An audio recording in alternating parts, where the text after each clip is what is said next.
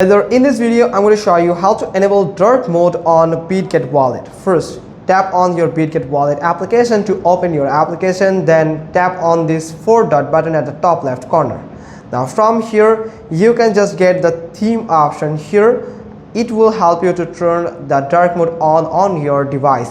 So on your application, but if the dark mode is set on your device but your app is on the light mode, just because of you have set it for light.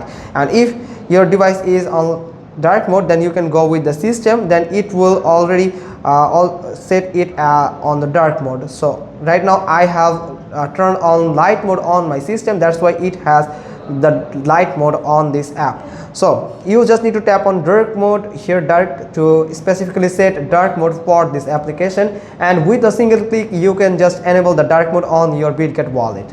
That's how you can do it. Thanks for watching. Till next time.